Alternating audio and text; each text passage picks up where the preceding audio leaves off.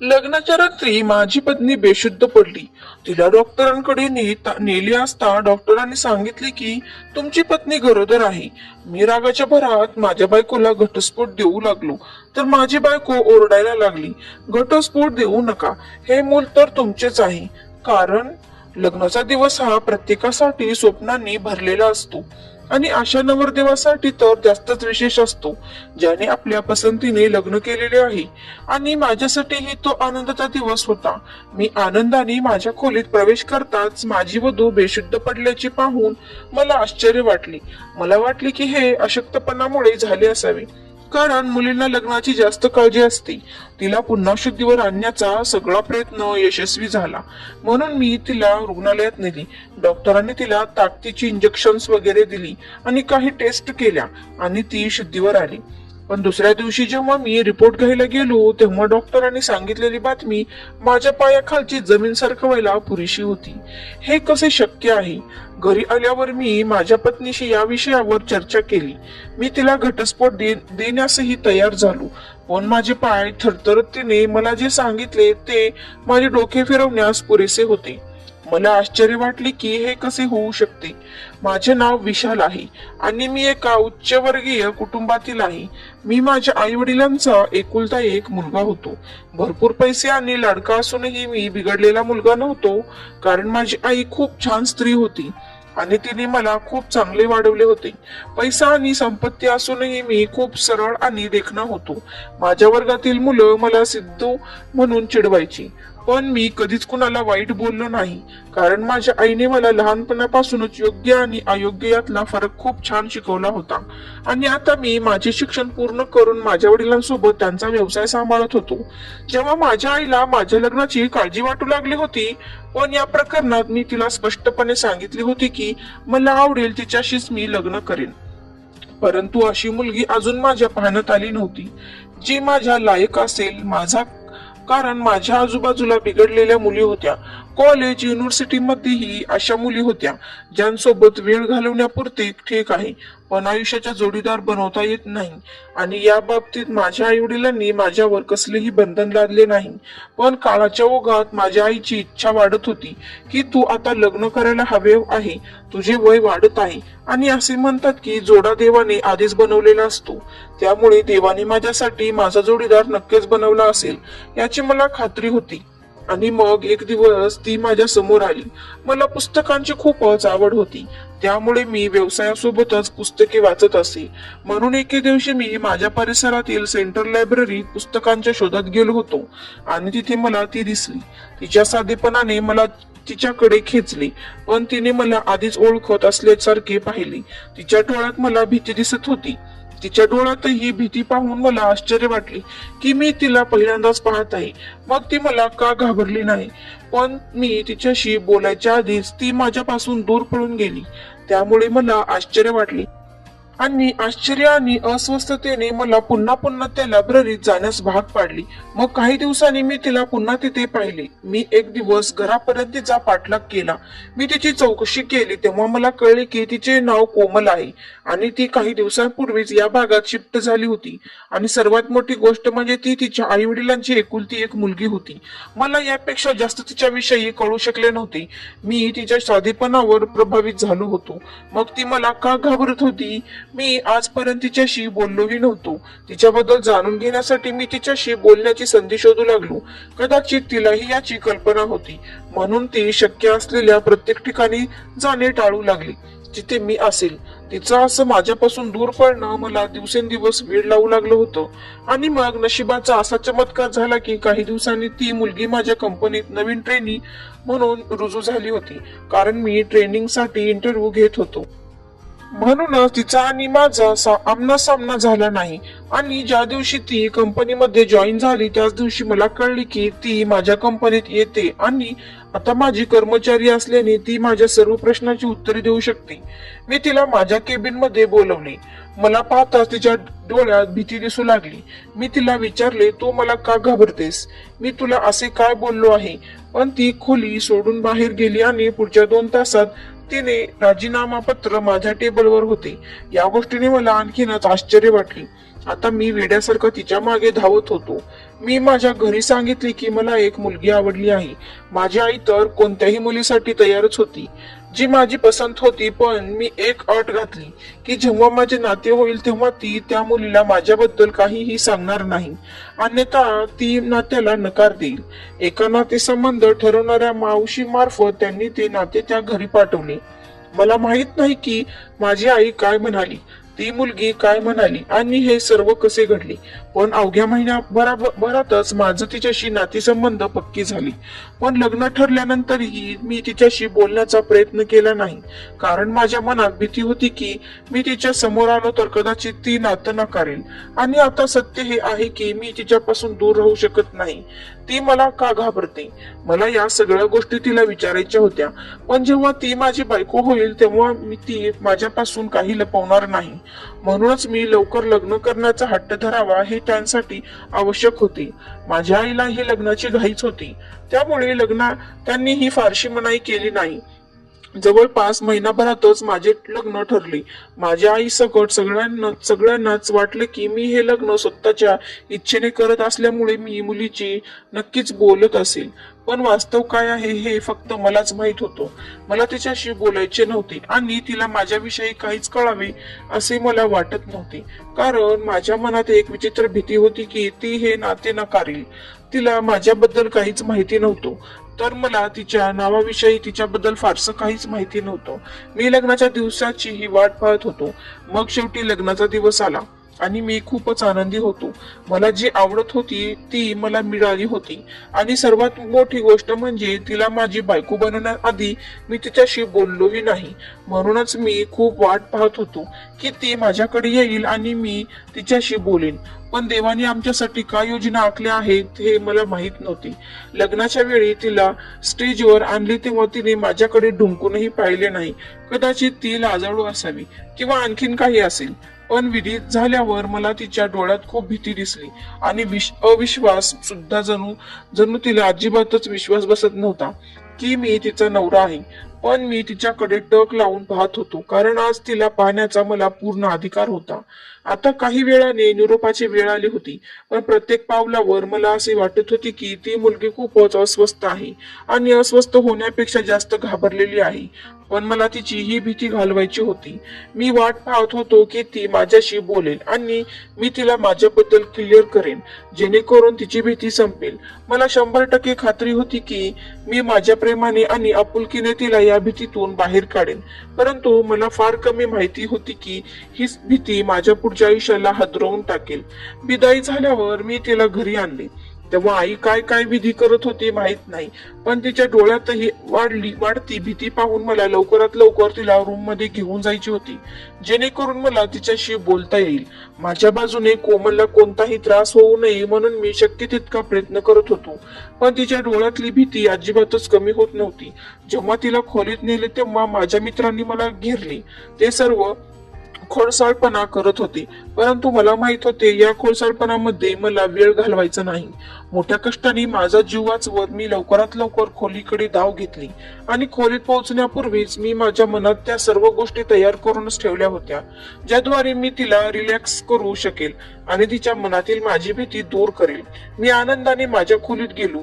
जेव्हा ती पारंपरिक नववधूसारखी घुंगट घेऊन बसली होती, मी तिच्या जवळ जाऊन बसलो तेव्हा तिच्या घुंगटच्या आतूनही मला तिच्या चेहऱ्यावरची भीती दिसत होती.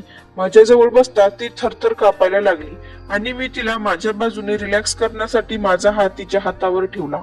मात्र तेव्हाच ती खाली पडली आणि बेशुद्ध झाली. तिला एवढ्या प्रमाणात घाबरलेलं पाहून मी पुरता अस्वस्थ झालो की ती मला का घाबरते तेच कळत नाही. मी ऐकले होते की मुलींना त्यांच्या जीवनाबद्दल भीती वाटते आणि काही मुलींना तर मुलांची भीती वाटते. मला या सर्व गोष्टी माहिती होत्या, परंतु मला माहिती नव्हते की एखादी व्यक्ती इतकी घाबरू शकते. पण एवढी भीती की माणूस त्यांच्या संवेदना गमावतो. हा प्रकार कोणाला कळू नये म्हणून मी माझ्या बाजूने शक्य ते सर्व प्रयत्न केले. ती शुद्धीवर यावी म्हणून, पण ती शुद्धीवर येत नव्हती. त्यामुळे मला तिला दवाखान्यात घेऊन जावे लागले. मी आईला सोबत गाडीत बसवले. घरात बरेच पाहुणे उपस्थित होते. पण मी कोणालाच काहीच कळू दिले नाही. पत्नीला बेशुद्ध अवस्थेत पाहून माझ्या आईला खूपच वाईट वाटली आणि मध्यरात्री जेव्हा ती वधूच्या कपड्यात हॉस्पिटलमध्ये दिसली तेव्हा लगेच सर्वजण सावध झाले.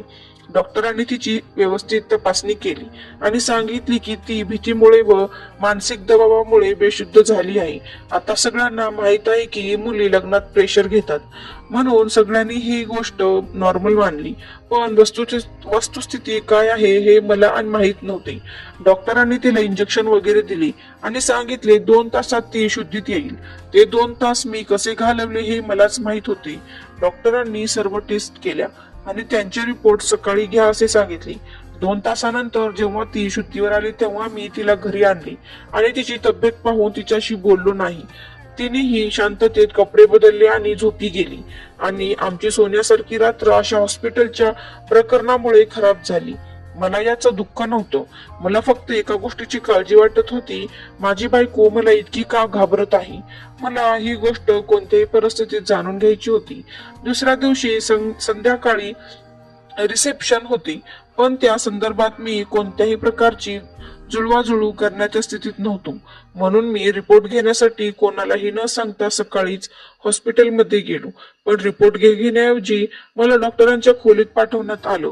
या गोष्टीने मला आणखीनच त्रास झाला. माझ्या पत्नीला कोणत्या आजाराने ग्रासले आहे माहित नाही.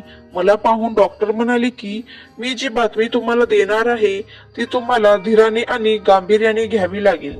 मी सर्व प्रकारच्या वाईट बातमीसाठी स्वतःला तयार केली होती. अगदी माझ्या पत्नीला मी नेहमी पाठिंबा देईन आणि मी शक्य तितक्या चांगल्या डॉक्टरांकडून उपचार करेन, कारण माझ्याकडे पैशाची कमतरता अजिबातच नव्हती. पण डॉक्टरांनी मला जे सांगितले त्याची मी स्वप्नातही कल्पना करू शकत नाही. डॉक्टरांनी सांगितले की तुमची पत्नी गरोदर आहे आणि ती 3 ते 4 आठवड्याची गरोदर आहे. या गोष्टीने माझ्या पायाखालची जमीनच सरकली. मी कोणत्याही मोठ्या रोगाचा विचार करत बसलो होतो आणि हे काय झालं माहित नाही. ज्या मुलीवर मी आंधळा विश्वास ठेवला त्या मुलीबरोबर लग्नाआधी बोलणं महत्वाचं मानलं नाही, कारण तिच्या इज्जतीवर बोट ठेवलं जाऊ नये आणि तीच मुलगी माझ्याशी लग्न करण्याआधीच दुसऱ्याच्या मुलाची आई होणार होती. म्हणूनच ती इतकी घाबरली असेल.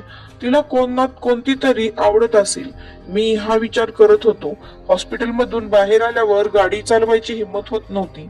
हा विचार करून मी जिच्या प्रेमात पडलो ती लग्नाआधी दुसऱ्या बरोबर तोंड काळं करून बसली आहे. लग्नानंतर ती माझ्याशी विश्वासू राहील याची काय शाश्वती. म्हणूनच मी तिला आजच सोडलेले पाहिजे, जेणेकरून तिच्या पोटात ज्याचे मूल आहे त्याच्याबरोबर ती जगू शकेल. त्या मुलालाही त्याचे वडील मिळतील. मी फक्त प्रेम केलं होतं आणि प्रत्येक माणसाला त्याचं प्रेम मिळायचं हवं असं काहीच नाही. हा विचार करून मी घराकडे निघालो. खोलीत गेलो तर ती आराम करत होती, पण मला तिच्या आरामाने काहीच फरक पडणार नव्हता. मी गेलो आणि रिपोर्ट तिच्या समोर ठेवला आणि म्हणालो, तुझ्या आयुष्यात माझ्या आधी कोणी होतं तर मग तू त्याच्याशी लग्न का केले नाहीस? माझ्याशी लग्न करायला का हो म्हणलीस? ज्या मुलाची तू आई होणार आहेस त्याचा बापाशी तू लग्न करावं म्हणून मी तुला आज मोकळं केलं आहे. म्हणजेच तुला या मुलाला त्याचा बाप मिळेल. पण माझे बोलणे ऐकून ती रडू लागली आणि ती मला म्हणाली, तुम्हाला देवाची शपथ आहे, मला घटस्फोट देऊ नका. एकीकडे तिचे अश्रू आणि चेहऱ्यावरची असहाय्यता मला अस्वस्थ करत होती, तर दुसरीकडे माझ्या हातातला रिपोर्ट मला माझ्या निर्णयावर ठाम राहायला सांगत होता. माझ्या प्रेमाने मला इतका विचित्र चौरस्त्यावर उभे केले होते, पण मला तिला घटस्फोट द्यायचा होता. मला तिच्या पोटात वाढणाऱ्या मुलाची काळजी होती. उद्या त्याला नाव कोण देईल? त्याला माझे नाव देण्याचे धाडस माझ्यात नव्हते. माझी बायको सतत रडत होती. जेव्हा तिने पाहिले की मी माझ्या निर्णयापासून अजिबातच हटणार नाही, तेव्हा तिने असे कृत्य केले ज्याने माझा आत्मा हादरला. तिने तिचा दुपट्टा काढला आणि माझ्या पायाजवळ ठेवला आणि म्हणाली की मला मारा पण घटस्फोट देऊ नका, कारण हे मूल तुमचेच आहे. मला माहित आहे की तुमची बदला घेण्यासाठी माझ्याशी लग्न केले आहे. तुम्हाला पाहिजे तसा बदला घ्या. नक्कीच मला मारा, मी सुद्धा करणार नाही, पण मला घटस्फोट देऊ नका. माझे आई वडील मरतील. तिच्या या कृतीने मी थक्क झालो. मी तो दुपट्टा उचलून तिच्या डोक्यावर ठेवला आणि तिला सांगितले की मी तुला इज्जत बनवून आणली आहे. तुझा दुपट्टा माझ्या पायाशी ठेवण्यासाठी नाही. पण तू काय म्हणलीस की हे मूल माझं आहे. मी तर तुला ओळखतही नाही आणि नातं पाठवले, पण ती म्हणाली, मी गीतेवर हात ठेवून शपथ घ्यायला तयार आहे की हे मूल तुमचेच आहे. तिच्या बोलण्याचे मला आश्चर्य वाटले, कारण श्रद्धा नसलेली व्यक्ती ही एवढी मोठी शपथ घेऊ शकत नाही. मग ती इतकी मोठी शपथ कशी घेते? हे मूल माझे नाहीये माहीत असूनही मी गप्प बसलो, कारण मला तमाशा करायचा नव्हता. रिसेप्शन पूर्ण शांततेत पार पडले, पण त्यानंतर आम्ही दोघेही अनोळखी झालो.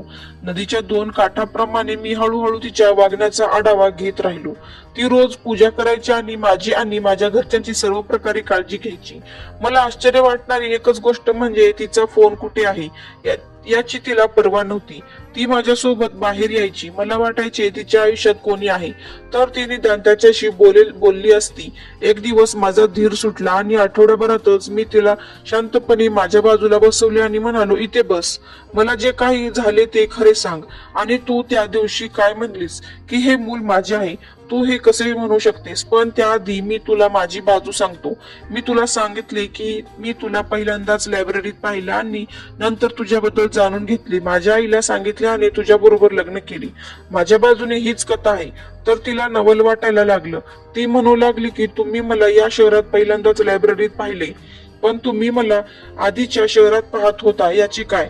त्यावर मी म्हणालो की मी ह्या शहराबाहेर कधीच गेलो नाही. मी याच शहरात शिक्षण घेतले होते आणि लंडन मधून व्यवसायाची पदवी घेतली होती.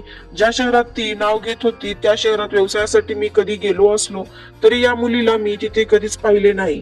यावर ती मला म्हणाली की हे खरे नाही. मी तिला बोललो की तुझी बाजू सांग.